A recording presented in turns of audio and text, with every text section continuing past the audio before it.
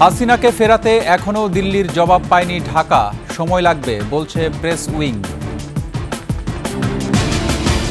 ৮ প্রকল্পে হাসিনার ২১,০০০ কোটি টাকা লোপাটের তদন্তে দুদক, প্রধান উপদেষ্টার দপ্তরে নথি চেয়ে চিঠি। গণহত্যার সঙ্গে জড়িতদের বিএনপিতে নেওয়া হবে না বললেন মির্জা ফখরুল, কারামুক্ত পিন্টু। দালাল নির্ভর ব্যবস্থার উপর দাঁড়িয়ে আছে জনপ্রশাসন, ঔপনিবেশিক আইন সংস্কারের পরামর্শ। সিঙ্গাপুরে বসে ব্যাংক লুটেরা এস আলমের হুমকি, আন্তর্জাতিক আদালতে রেহাই পাবে না বলছেন বিশেষজ্ঞরা।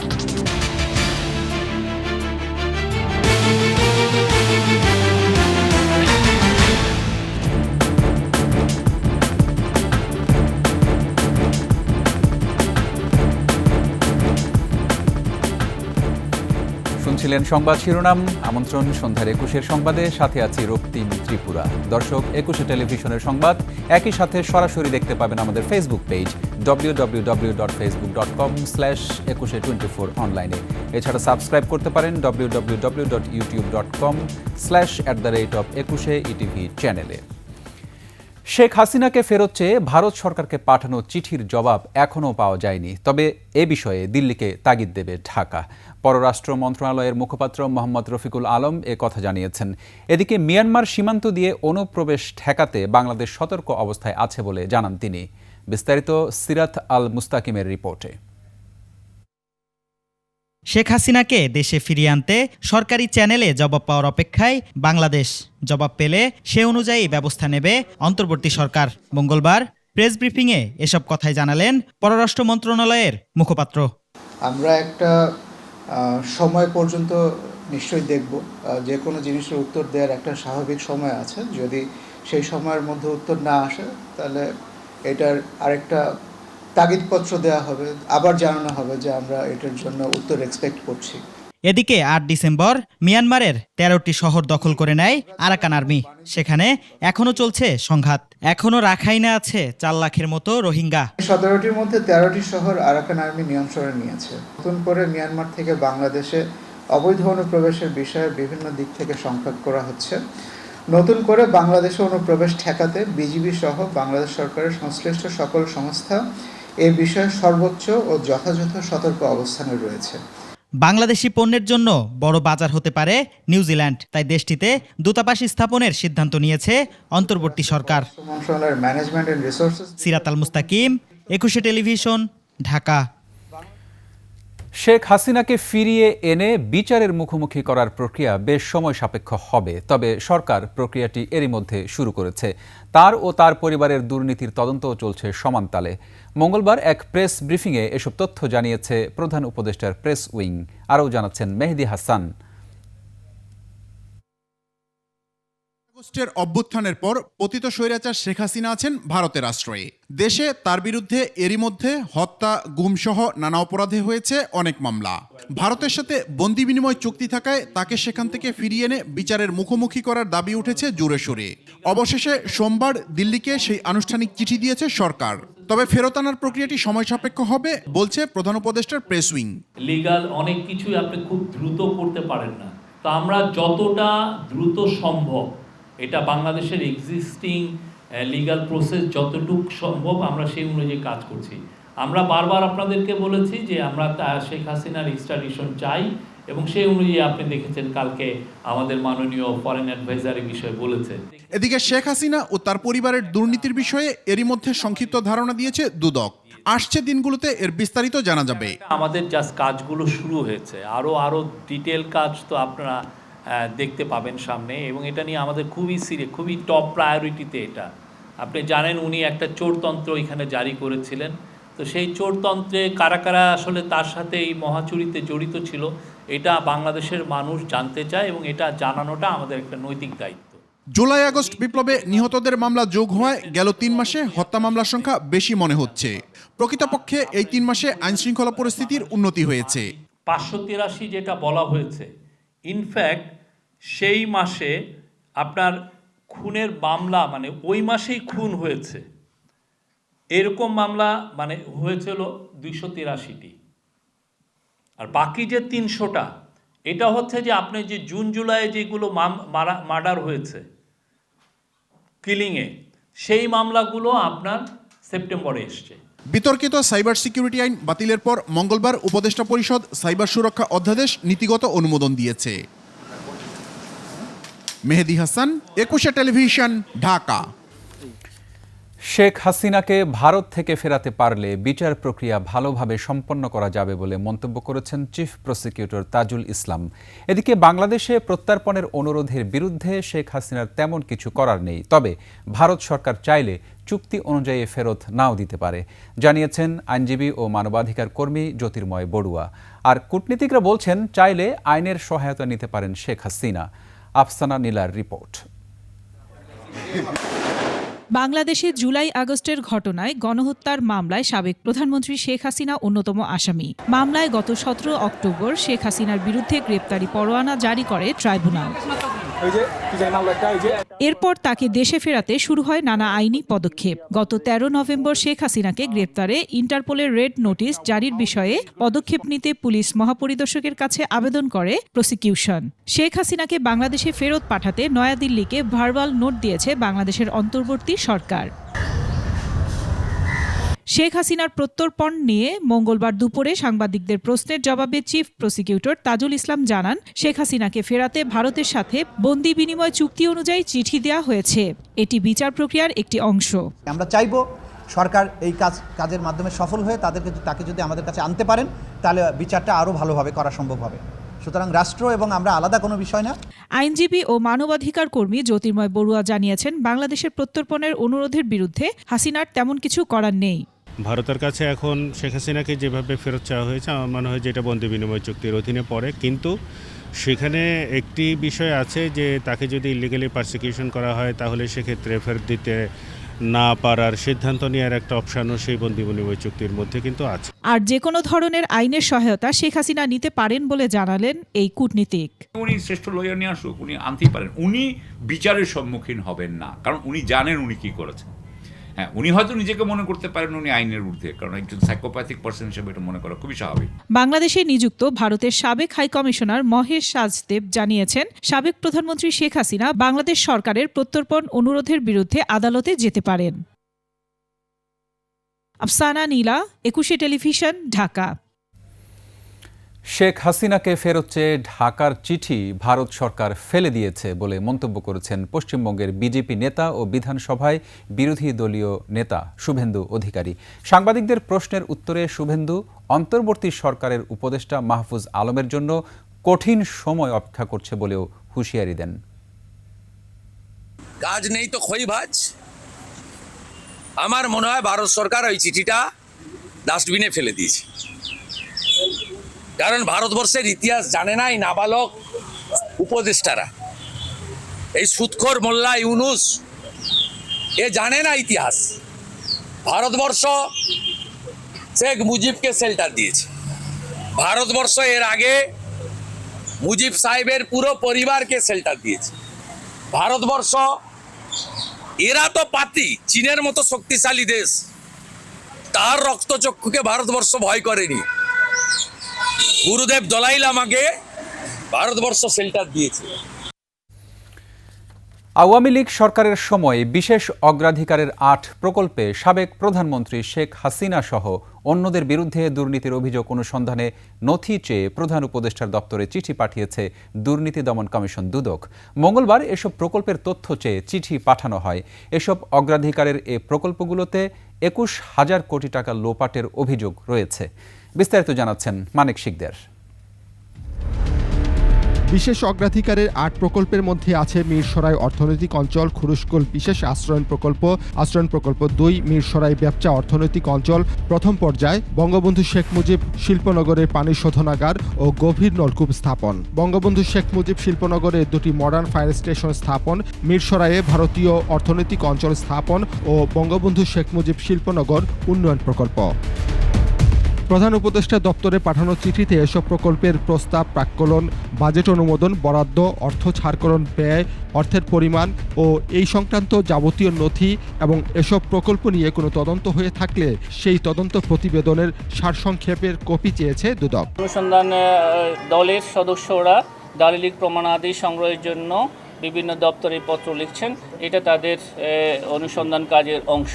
গত 17 অক্টোবর শেখ হাসিনা, তার ছেলে সজীব ওয়াজেদ জয়, বোন শেখ রেহানা, তার মেয়ে টিউলিপ সিদ্দিকের বিরুদ্ধে দুর্নীতির অভিযোগ অনুসন্ধানের সিদ্ধান্ত নেয় দুদক। তথ্যাদি পাওয়ার পরে এগুলি পর্যালোচনা করবেন তারা এবং এটার সাথে অভিযোগ প্রমাণের সহায়ক এবং অভিযোগ সংশ্লিষ্ট যারা থাকবেন তাদের সবাইকে তাদের কাছে জিজ্ঞাসাবাদ করা হবে। পরদিন দুদকের উপপরিচালক মোহাম্মদ সালাউদ্দিনকে প্রধান করে 5 সদস্যের একটি দলকে অনুসন্ধানের দায়িত্ব দেয়া হয়।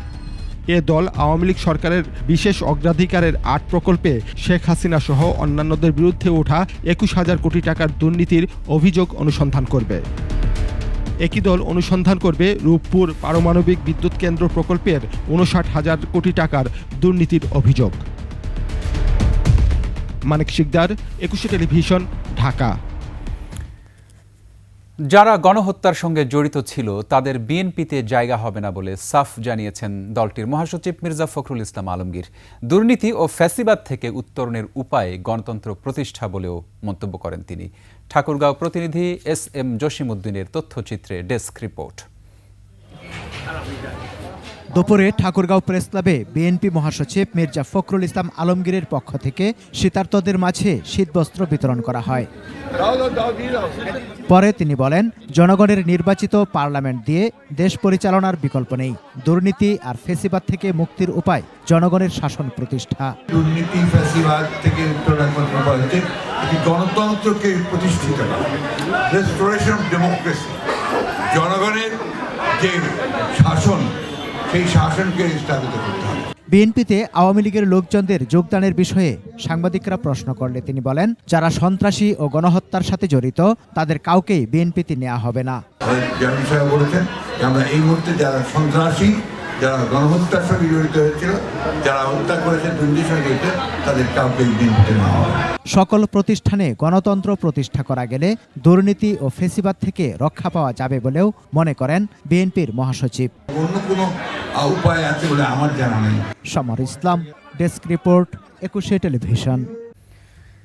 গাজীপুরের কাশিমপুর কারাগার থেকে মুক্তি পেয়েছেন বিএনপির ভাইস চেয়ারম্যান ও সাবেক উপমন্ত্রী আব্দুস সালাম পিন্টু। 21 আগস্ট গ্রেনেড হামলা মামলায় গ্রেপ্তার হওয়ার প্রায় 17 বছর পর মঙ্গলবার কারামুক্ত হন তিনি। কারাগার থেকে মুক্তি পেয়ে কেন্দ্রীয় নেতাদের সাথে নিয়ে শহীদ জিয়ার মাজার জিয়ারত করেন পিন্টু। সে সময় নেতারা বলেন, হাসিনার হিংসায় কারাগারে যেতে হয়েছিল পিন্টুকে। বিস্তারিত জানাচ্ছেন মাহিলা ইসলাম। টাঙ্গাইল জেলা বিএনপির প্রতিষ্ঠাতা সাধারণ সম্পাদক আব্দুস সালাম পিন্টু টাঙ্গাইল 2 আসন থেকে 1991 ও 2001 সালে সংসদ সদস্য নির্বাচিত হন। 2001 সালে তিনি শিক্ষা উপমন্ত্রীর দায়িত্ব পান। 2004 সালের 21 আগস্ট ঢাকার বঙ্গবন্ধু এভিনিউয়ে আওয়ামী লীগের সমাবেশে গ্রেনেড হামলা মামলায় 2008 সালের জানুয়ারিতে গ্রেপ্তার করা হয় আব্দুস সালাম পিন্টুকে। তখন থেকেই তিনি কারাগারে ছিলেন। পরে ওই মামলার রায়ে পিন্টু সহ 19 জনকে মৃত্যুদণ্ড দেওয়া হয়। গণ আন্দোলনের মুখে শেখ হাসিনা সরকারের পতনের পর গত 1 ডিসেম্বর সেই মামলায় সব আসামিকে খালাস দেয় আদালত। মঙ্গলবার সকালে আব্দুস সালামের জামিনের কাগজপত্র কাশিমপুর কেন্দ্রীয় কারাগারে পৌঁছালে তা যাচাই বাছাই শেষে অন্য কোনো মামলায় আটকাদেশ না থাকায় তাকে মুক্তি দেয়া হয়। আমাদের নেতা তারেক রহমানের নেতৃত্বে বাংলাদেশকে নতুনভাবে গড়ার যে স্বপ্ন, সেই স্বপ্ন আমরা বাস্তবায়ন করতে পারি, সেই দিকে আমাদের নজর রাখতে হবে। আমাদের ভুলে গেলে চলবে না। আওয়ামী লীগ যে কাজ করেছে আমরা সেই কাজ করব না। কারাগার থেকে মুক্তি পেয়ে আব্দুস সালাম পিন্টু ঢাকায় বিএনপির প্রতিষ্ঠাতা জিয়াউর রহমানের কবর জিয়ারত করেন। তার সঙ্গে ছিলেন কেন্দ্রীয় নেতারা। শেখ হাসিনার কোনো পুনরাবৃত্তি যেন না হয়, এই দেশকে আমাদেরকে সুন্দরভাবে গণতন্ত্রের পথে আমাদের পরিচালিত করতে হবে। সে সময় শেখ হাসিনাকে ভারত থেকে ফেরত দেওয়ার প্রসঙ্গেও কথা বলেন তারা। ভারত এমন কিছু করবে না যাতে তার গণতান্ত্রিক যে চরিত্র বা গণতান্ত্রিক যে পরিচিতি সেটা নষ্ট হয়। পরে নয়াপল্টনে দলের কেন্দ্রীয় অফিসে যান। মাহিলা ইসলাম, 21 টেলিভিশন, ঢাকা। জনপ্রশাসন দালাল নির্ভর ব্যবস্থার উপর দাঁড়িয়ে আছে বলে মন্তব্য করেছেন সাবেক তত্ত্বাবধায়ক সরকারের উপদেষ্টা ডক্টর হোসেন জিল্লুর রহমান। রাজধানীতে এক সংলাপে তিনি বলেন, স্থানীয় সরকার শক্তিশালী করলে জনপ্রশাসন সংস্কার সহজ হবে। একই অনুষ্ঠানে জনপ্রশাসনকে ঔপনিবেশিক সংস্কৃতি ও লালফিতার দৌরাত্ম্য থেকে মুক্তি দিয়ে জনবান্ধব করার পরামর্শ দেন বক্তারা। শিউলি শবনমের রিপোর্ট।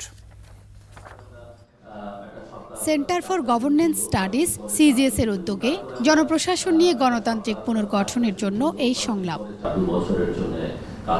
এতে অংশ নিয়ে জনপ্রশাসনের আকার ছোট করা, তদবির সংস্কৃতি, নিয়োগ বাণিজ্য বন্ধ করা ও সক্ষমতা বাড়ানোর সুপারিশ করেন বক্তারা। আমাকে যেতে হবে। জনপ্রশাসন পুনর্গঠন করতে ব্রিটিশ আইন পাল্টানোর জন্য জনমত গড়ে তোলা ও বিকেন্দ্রীকরণের তাগিদ দেন তারা।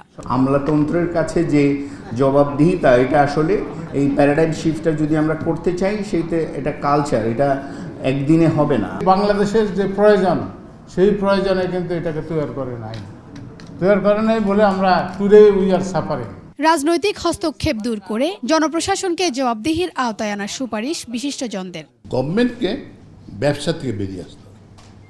আজকে বিমান এত সম্ভাবনা একটা চলে না। আমরা রাষ্ট্র আর সরকারের ভিতরে পার্থক্যটা গুলিয়ে ফেলেছি। জনপ্রশাসন জনগণের প্রশাসন হওয়া দরকার এবং জনগণের স্বার্থে কাজ করা দরকার। রাজনৈতিক দলগুলোর সংস্কারেরও দাবি তোলেন কেউ কেউ। এই সরকার সংস্কারের ডাক দিয়েছে এবং সংস্কার করার জন্য কমিশন গঠন করা হয়েছে। এই পর্যন্ত বোধহয় এটা শেষ হয়ে যাওয়া উচিত।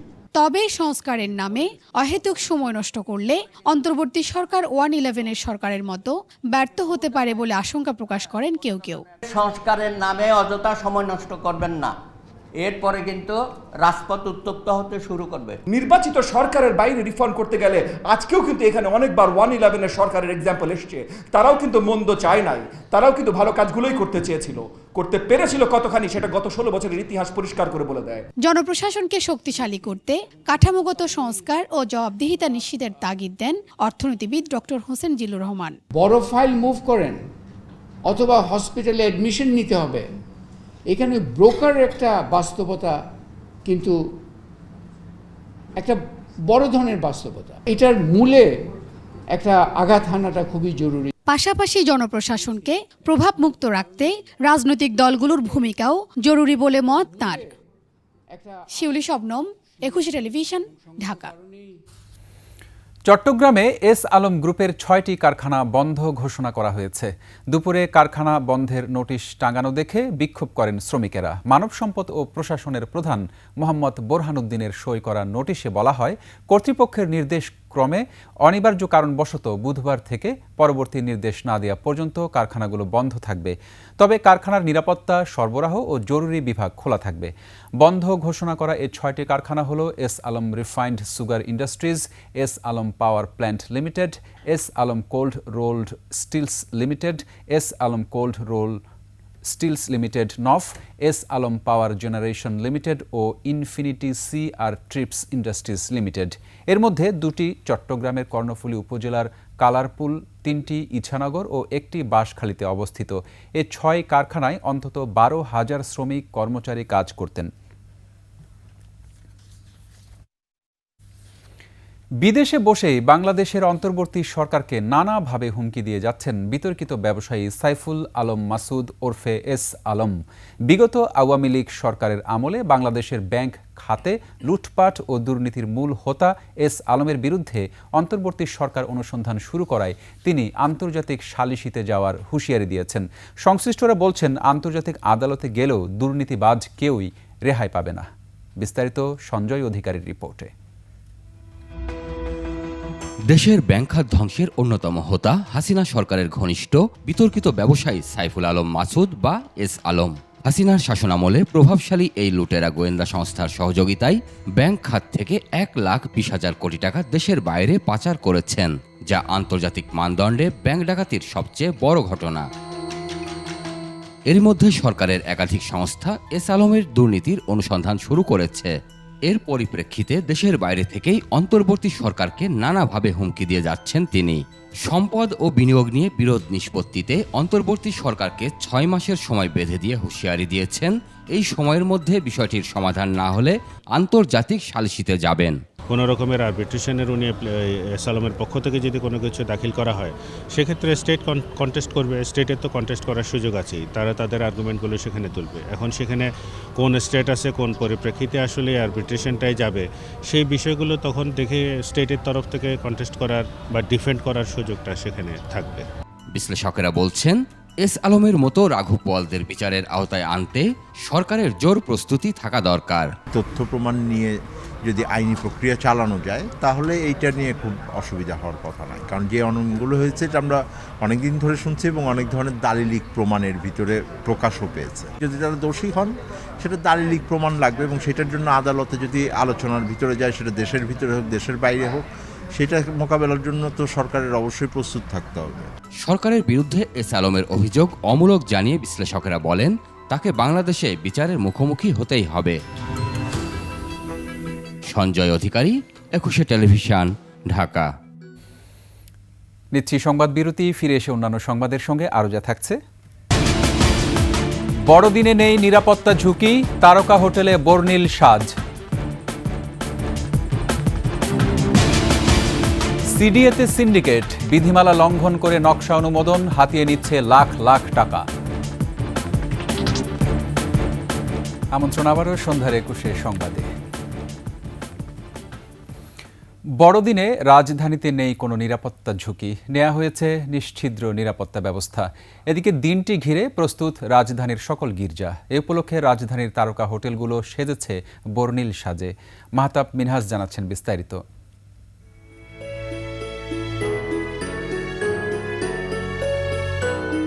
রাত পোহালি খ্রিস্টান ধর্মাবলম্বীদের সবচেয়ে বড় উৎসব বড়দিন। সারা বছর এই দিনটির অপেক্ষায় থাকেন তারা। উৎসব পালনে এরই মধ্যে প্রস্তুত রাজধানীর গির্জাগুলো। গোছানো হয়েছে গোশালা, যেখানে জন্ম নিয়েছিলেন যিশু। শিশুদের জন্য নানা উপহার নিয়ে অপেক্ষায় সান্তা ক্লজ। প্রভু যীশু খ্রিস্টের জন্মতিথি পালনের জন্য প্রস্তুতি সম্পন্ন হয়েছে। আমরা সেন্ট মেরিস ধর্মপল্লী রমনা আমরা পরিপূর্ণভাবে প্রস্তুত আছি। এখন শুধু আমরা সময় অপেক্ষা করছি। দিনটি উপলক্ষে রাজধানীর তারকা হোটেলগুলো সেজেছে বর্ণিল সাজে। ঝলমলে ক্রিসমাস ট্রি দেখা যাচ্ছে কোণে কোণে। সান্তা ক্লজ, উপহার, শিশুদের জন্য নানা আয়োজনের ব্যবস্থা করেছে হোটেলগুলো। অনেক সুন্দরভাবে একটি আমাদের আইকনিক হোটেলে আমরা সেলিব্রেট করব ক্রিসমাস, এবং আমরা আমাদের ফ্যামিলি এবং আমাদের বাচ্চাদের জন্য নানা ধরনের অ্যারেঞ্জমেন্ট রেখেছি। দিনটি উপলক্ষে ডিএমপির পক্ষ থেকে নেওয়া হয়েছে কড়া নিরাপত্তা। দেয়া হয়েছে প্রতি বছরের মতোই কিছু নিষেধাজ্ঞা। কোনো রকমের শঙ্কার কোনো কারণ নেই। খ্রিস্টান ধর্মাবলম্বী সম্প্রদায় যেন ভাবগম্ভীর এবং উৎসব মুখর পরিবেশে শুভ বড়দিন উদযাপন করতে পারেন। ঢাকা মেট্রোপলিটন পুলিশের পক্ষ থেকে ইতিমধ্যে প্রয়োজনীয় পদক্ষেপ গ্রহণ করা হয়েছে। ডিএমপির সিটিটিসির পক্ষ থেকে নিরাপত্তা সংক্রান্ত মহড়াও হয়েছে মঙ্গলবার সকালে। এ সময় সিটিটিসি, ডগ স্কোয়াড টিম, বিশেষায়িত সোয়াত team, bomb disposal unit, K9 robot নিয়ে নিরাপত্তা মহড়া দেয়। বড়দিন উপলক্ষে র্যাবের পক্ষ থেকেও নেওয়া হয়েছে বিশেষ নিরাপত্তা। প্রতিটি গির্জায় নজরদারি সহ গুরুত্বপূর্ণ জায়গায় সিসিটিভি ক্যামেরা সহ নিরাপত্তা নেওয়া হয়েছে বলে জানিয়েছে র্যাব। মাহতাব মিনহাজ, একুশে টেলিভিশন, ঢাকা। বৈষম্য বিরোধী ছাত্র আন্দোলন চলাকালে 6 ছাত্রকে গুলি করে হত্যা ও পোড়ানোর মামলায় আশুলিয়ায় ঢাকা 19 আসনের সাবেক সংসদ সদস্য মোহাম্মদ সাইফুল ইসলাম সহ 5 জনকে দ্রুত গ্রেফতার করে ট্রাইব্যুনালে হাজির করতে নির্দেশ দেওয়া হয়েছে। বিচারপতি গোলাম মর্তুজা মজুমদারের নেতৃত্বে 3 সদস্যের ট্রাইব্যুনাল এই আদেশ দেন। আদেশের পর বৈষম্য বিরোধী ছাত্র আন্দোলন চলাকালে আশুলিয়ায় ঢাকা 19 আসনের সাবেক সংসদ সদস্য মোহাম্মদ সাইফুল ইসলাম পুলিশের পাশাপাশি ছাত্রলীগকে নিয়ে নিজ হাতে অস্ত্র নিয়ে গুলি চালিয়েছিলেন বলে জানান চিফ প্রসিকিউটর। এই 6 জনকে হত্যার পরে একটি রিকশায় তোলা হয়। ওখানে কিছুক্ষণ ফেলে রাখার পর পুলিশের একটি ভ্যান নিয়ে এসে সেখানে নিহতদের ওঠানো হয়। পরে মরদেহ জ্বালিয়ে দেওয়ার চেষ্টা করে।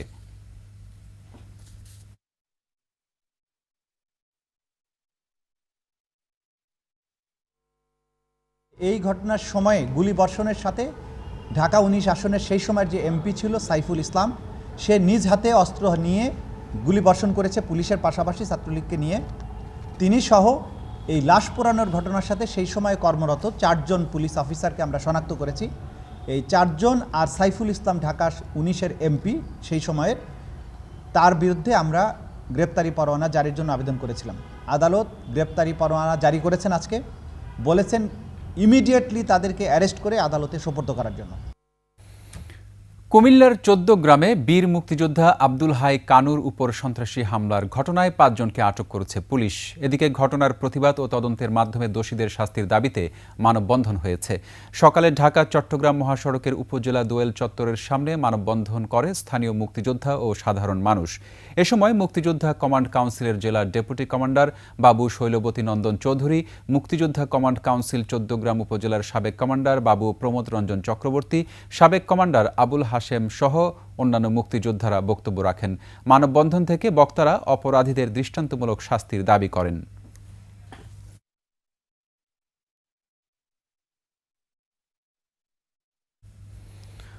অনিয়ম আর দুর্নীতির আখড়ায় পরিণত হয়েছে চট্টগ্রাম উন্নয়ন কর্তৃপক্ষ সিডিএ। ভবন নির্মাণে নকশা অনুমোদন থেকে শুরু করে ছাড়পত্র প্রদানে গড়ে উঠেছে শক্তিশালী সিন্ডিকেট। ইমারত নির্মাণ বিধিমালা লঙ্ঘন করে নকশা অনুমোদনের মাধ্যমে হাতিয়ে নিচ্ছে লাখ লাখ টাকা। এসব অনিয়মের চাঞ্চল্যকর তথ্য পেয়েছে দুর্নীতি দমন কমিশন দুদক। চট্টগ্রাম থেকে রিপোর্ট করছেন হাসান ফেরদৌস, ক্যামেরায় ছিলেন বিপ্লব মজুমদার।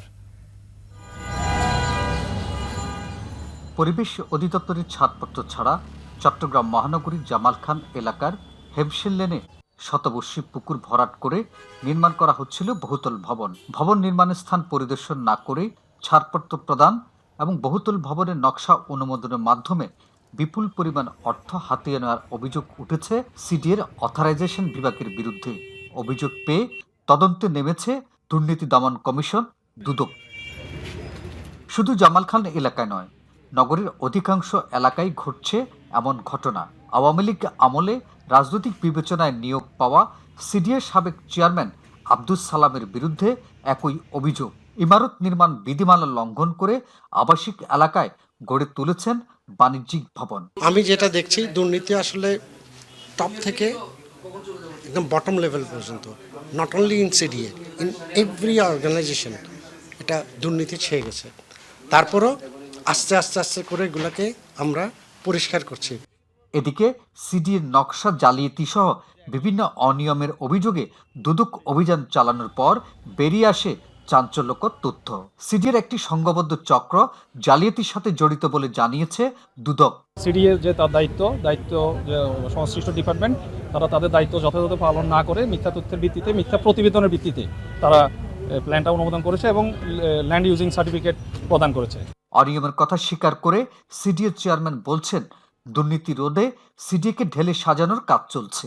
আমরা অন্তর্গত পরিবর্তন সাধন করে যদি আমরা ধৈর্য ধরে আমরা এগিয়ে যেতে পারি, তাহলে হয়তো আমরা 2-1 বছরের মধ্যে ইনশাল্লাহ আমরা এখন একটা দৃশ্যমান পরিবর্তন আমরা দেখতে পাবো। সিডিএকে ঢেলে সাজানোর পাশাপাশি স্বচ্ছতা ও জবাবদিহিতা নিশ্চিত করে চট্টগ্রামকে পরিকল্পিত নগরী হিসেবে গড়ে তোলার কথা বলছেন সচেতন মহল। হাসান ফেরদৌস, 21 টেলিভিশন, চট্টগ্রাম। হযরত শাহজালাল আন্তর্জাতিক বিমানবন্দরে নিরাপত্তা নিশ্চিত করতে আয়োজন করা হলো বিশেষ মহড়া। বাংলাদেশ বেসামরিক বিমান চলাচল কর্তৃপক্ষের চেয়ারম্যান জানান, অল্প সময়ের মধ্যেই কার্যক্রম সফলভাবে শেষ হয়েছে। আন্তর্জাতিক সংস্থা ইন্টারন্যাশনাল সিভিল এভিয়েশন অর্গানাইজেশনের নির্দেশনা অনুযায়ী প্রতিটি আন্তর্জাতিক বিমানবন্দরকে নিজেদের সক্ষমতা নিশ্চিত করার আহ্বান জানান তিনি। বিস্তারিত সুমাইয়া খানের রিপোর্টে। আন্তর্জাতিক বিমানবন্দরে হাইজ্যাক, অগ্নি নিরাপত্তা, বোমা হামলা সহ বিভিন্ন ঝুঁকি মোকাবেলার সক্ষমতা যাচাই ও সচেতনতা বাড়াতে এই মহড়া। প্রতি 2 বছর অন্তর এ ধরনের মহড়া আয়োজন করে আন্তর্জাতিক বেসামরিক বিমান চলাচল কর্তৃপক্ষ। মহড়ার মূল উদ্দেশ্য কোনো বিমানে বোমা বা বোমা সদৃশ বস্তু পাওয়া গেলে যাত্রীদের নিরাপদে সরিয়ে নেওয়া এবং বোমা নিষ্ক্রিয় বা উদ্ধার করার প্রক্রিয়া রপ্ত করা। বাংলাদেশ বেসামরিক বিমান চলাচল কর্তৃপক্ষের chairman air vice marshal Mohammad Manzur Kabir Bhuiyan বলেন, প্রস্তুতি ছাড়া কোনো কার্যক্রম সুষ্ঠুভাবে বাস্তবায়ন করা সম্ভব নয়। এজন্য প্রয়োজন প্রশিক্ষণ এবং নিয়মিত মহড়া। এই ধরনের মহড়াগুলো আমাদের সীমাবদ্ধগুলোকে চিহ্নিত করার পাশাপাশি আমাদের সিস্টেমকেও পুনর্বিবেচনা উন্নত করার সুযোগ করে দেয়। এটি শুধু ঘাটতিগুলো নিরূপণ করতেই সাহায্য করে না, বরং বিভিন্ন সংস্থার মধ্যে কার্যকর সমন্বয় নিশ্চিত করে। সর্বোপরি সম্মানিত যাত্রীদের জন্য আন্তর্জাতিক মানের নিরাপত্তা ও সেবা নিশ্চিত করতে এই ধরনের মহড়া অত্যন্ত গুরুত্বপূর্ণ ভূমিকা পালন করে থাকে। অংশীজনদের প্রস্তুতি ও দক্ষতা দেখে সন্তোষ প্রকাশ করে তিনি বলেন, সবাইকে সম্মিলিতভাবে দ্রুত কাজ করার পরিস্থিতি সফলভাবে মোকাবেলা করা সম্ভব। ভবিষ্যতে আরও উন্নত প্রযুক্তি ব্যবহার করা হবে যাত্রীদের নিরাপত্তার জন্য। আমাদের এই ইমার্জেন্সি অপারেশন সেন্টারে আমরা এই টেবিল টপ এক্সারসাইজ বছরে 1-2টা যেন প্ল্যান করি। সুমাইয়া খান, একুশে টেলিভিশন, ঢাকা। আরেকটা সংবাদ বিরতি, ফিরে এসে অন্যান্য সংবাদের সঙ্গে আরও যা থাকছে। ডলার নিয়ে নতুন কারসাজি, বেড়ে যাচ্ছে আমদানি খরচ। নতুন রূপে ফিরছে বিপিএল, শিরোপা খরা ঘোচাতে চায় ঢাকা।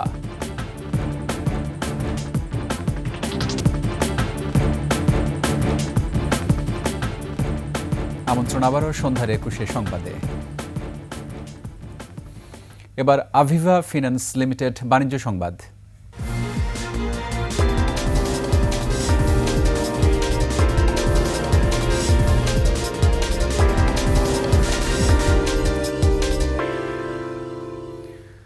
রাজনৈতিক পট পরিবর্তনের পর ব্যাংকে টাকা না রেখে একটা চক্র স্থানীয় বাজার থেকে ডলার কিনে জমা রাখার পাশাপাশি পাচারও করছে।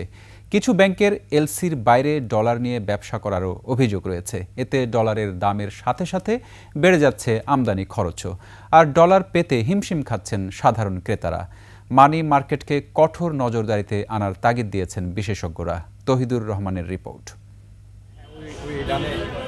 গেল কয়েকদিন ধরে স্থানীয় বাজারে প্রতি ডলারের বিক্রয় মূল্য 127 টাকারও বেশি, ক্রয় মূল্য 125 থেকে 126 টাকা। কয়েকদিন আগেও ডলার বিক্রি হতো 121 থেকে 122 টাকা দরে। সপ্তাহের ব্যবধানে প্রতি ডলারের দাম বেড়েছে 4 থেকে 5 টাকা। বাড়তি দামের কারণে অনেক ক্ষেত্রে আমদানি খরচও বেড়ে যাচ্ছে, এতে পণ্যের দামও বাড়তি। ডলারের দর বেশি হওয়ার পরও দেশে কিছুটা সংকট দেখা দিয়েছে। ক্রেতাদের ঘুরতে হচ্ছে একাধিক জায়গায়। প্রয়োজনে আমি একটু ব্যাংককে যাব ডাক্তার দেখাইতে, আমার পাসপোর্ট ভিসা টিসা সব রেডি আছে। তা আমি এই জন্য দেখলাম যে ডলার লাগবে। তা ব্যাংকে গেলে তো ব্যাংকে যাওয়া তো পাবো না, ব্যাংকে তো অনেক ইয়েটি আছে, যার জন্যই আসলাম কেনার জন্য। ডলার সবাই কিনা এত বেশি পরিমাণে ডলার কিনে হালাইছে যে আমাদের কার্ড মার্কেটে ডলার হুদা হয়ে আছে। বিশেষজ্ঞরা বলছেন, একদিকে বৈদেশিক বকেয়া পরিশোধের চাপ, অন্যদিকে স্থানীয় মার্কেট থেকে অস্বাভাবিকভাবে ডলার উত্তোলনে ডলারের মার্কেট অস্থির হচ্ছে। ডলার কেনা বেচার ক্ষেত্রে আপনার রেশনিং করতে হবে। একজনে চাইলেও আপনি তাকে 20,000 ডলার দিয়ে দিলেন, এই টাকাটা কি আসলে আমার নিজের প্রয়োজনে আমি এটা লাগাচ্ছি, ট্রাভেলিংয়ে লাগাচ্ছি, ইম্পোর্টে লাগাচ্ছি, এক্সপোর্টে লাগাচ্ছি? কেন আপনি 20,000 ডলার কেন নিচ্ছেন? কোথায় নিচ্ছেন? একটা এগ্রিগেটেড ঢুকে গেছে মাঝখানে।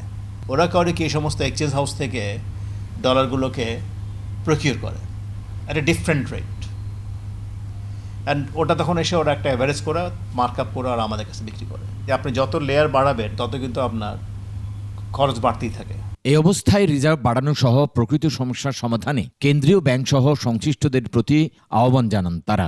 এক্সচেঞ্জ হাউসগুলো ডলার নেয়ার ক্ষেত্রে তাদের একটা নির্দিষ্ট জায়গা থেকে নিতে হবে। তারাই ডলারগুলো কোত্থেকে আনতেছে? তাদের তো হয় সোনালী ব্যাংক, যে আমাদের যে সবচেয়ে বড় হাউসটা সোনালী ব্যাংকই মেনটেন করে, তাই না? তো তারা মানে এমন এক জায়গা থেকে তাদেরকে বরাদ্দ দেওয়া হোক, ওই বরাদ্দর ক্ষেত্রে একটা নীতিমালা থাকুক।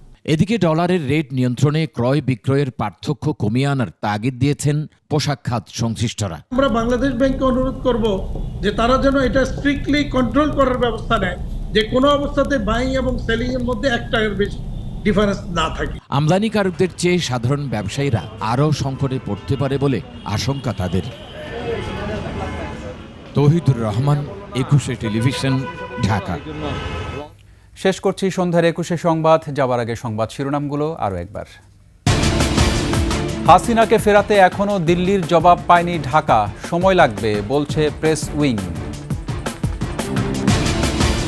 8 প্রকল্পে হাসিনার 21,000 কোটি টাকা লোপাটের তদন্তে দুদক, প্রধান উপদেষ্টার দপ্তরে নথি চেয়ে চিঠি।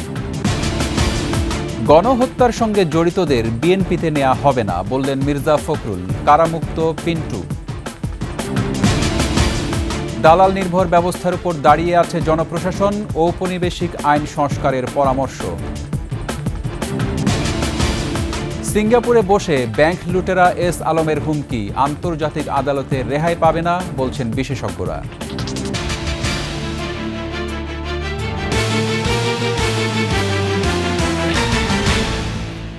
সর্বশেষ সংবাদ জানতে ডায়াল করুন 2021 নম্বরে আর ভিজিট করুন ekushe-tv.com ওয়েবসাইটে। ফেসবুকে ভিজিট করতে পারেন www.facebook.com/ekushe24 অনলাইনে। এছাড়া সাবস্ক্রাইব করতে পারেন www.youtube.com/@ekushe ETV চ্যানেলে। এতক্ষণ সঙ্গে থাকার জন্য ধন্যবাদ। পরবর্তী সংবাদ রাত 9টায় দেখার আমন্ত্রণ রইল। একুশের সাথেই থাকুন।